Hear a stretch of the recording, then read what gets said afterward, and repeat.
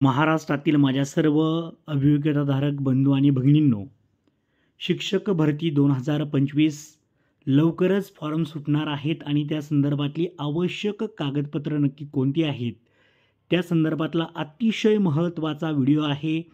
सर्वांनी समजून घ्या की कोणती कोणती डॉक्युमेंट्स लागतात, जेणेकरून तुम्ही ही डॉक्युमेंट्स आत्ताचपासूनच तयार करून ठेवा.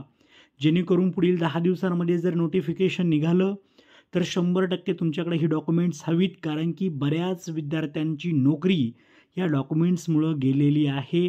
त्याची तुम्ही आत्ताच खबरदारी घ्या आणि नक्कीच ही डॉक्युमेंट्स काढून ठेवा. तर शिक्षक भरती 2025साठी आवश्यक कागदपत्र, त्यामध्ये सगळ्यात महत्त्वाचं तुमचा मोबाईल नंबर एक तुम्हाला फिक्स परमनंट पाहिजे, ज्यावरती तुम्हाला पवित्र पोर्टलकडून मेसेज येत असतात, काही महत्त्वाचे OTP येत असतात. दुसरी गोष्ट म्हणजेच व्हेरिफिकेशनसाठी ईमेल ID येत असतो आणि भविष्यात ज्या वेळेसला तुमची निवड होते त्यावेळेसला संस्थानला जर तुम्ही त्या ठिकाणी विथ इंटरव्ह्यूसाठी जाणार असाल तर तुमचे जे महत्त्वाचे ईमेल असतात तुमच्या ईमेल IDवरती येतात. त्यांना मेसेज तुमच्या नंबरला न करता ते डायरेक्ट ईमेलला करतात. तर एक फिक्स ईमेल तुम्हाला त्या ठिकाणी ठेवायचा आहे, फिक्स ईमेल ID, ज्याचा पासवर्ड फक्त तुम्हाला माहिती असेल.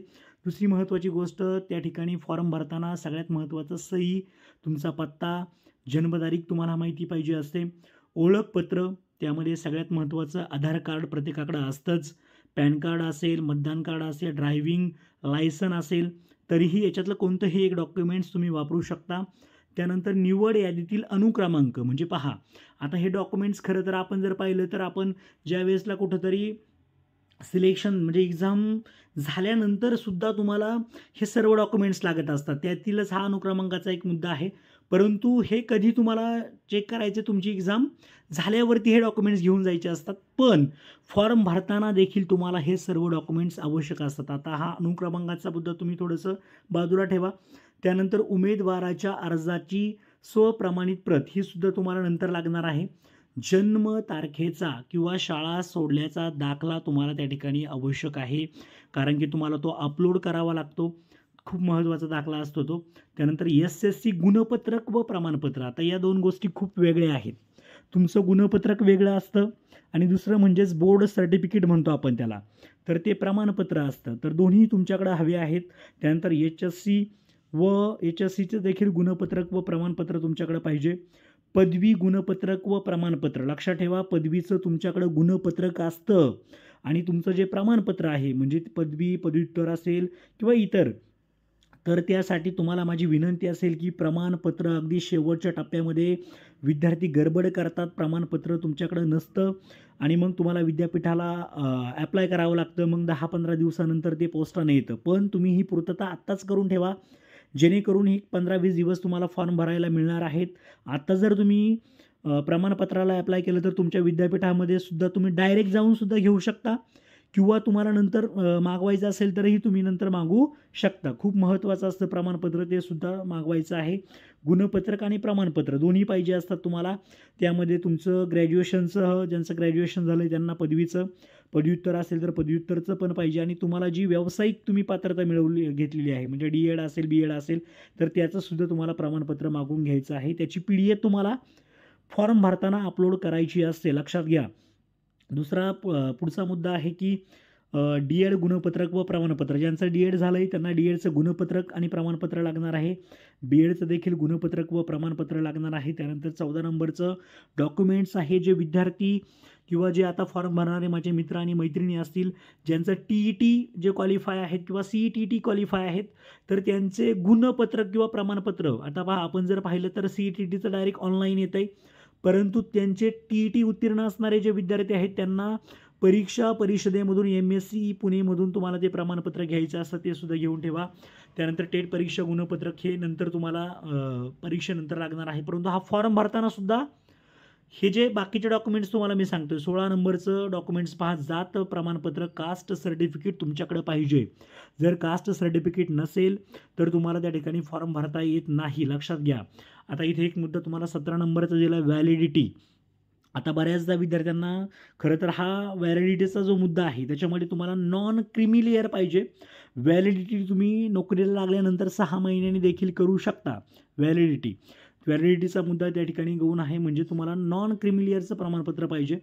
अधिवास प्रमाणपत्र डोमेसाईल असं म्हणतो आपण, तुम्ही नॅशनॅलिटी आणि डोमेसाईल ऐकलं असेल तर ते प्रमाणपत्र देखील तुम्हाला विचारलं जातं फॉर्म भरताना, तुम्ही महाराष्ट्राचे रहिवासी आहात का, तर तुम्हाला त्या ठिकाणी यस नो करण्यासाठी संधी असते. तुम्ही यस पाहिजे तुमच्याकडं. त्या ठिकाणी कम्प्युटर बेस असणारं प्रमाणपत्र MSc CIT असेल किंवा इतर बऱ्याच जणांकडं इतरसुद्धा डॉक्युमेंट्स असतात, तर ते सुद्धा त्या ठिकाणी चालतील. काही त्यामध्ये म्हणजे तुम्हाला घाबरून जायची गरज नाही आहे, माझे MSc झालं नाही मग मी फॉर्म भरू शकत नाही का.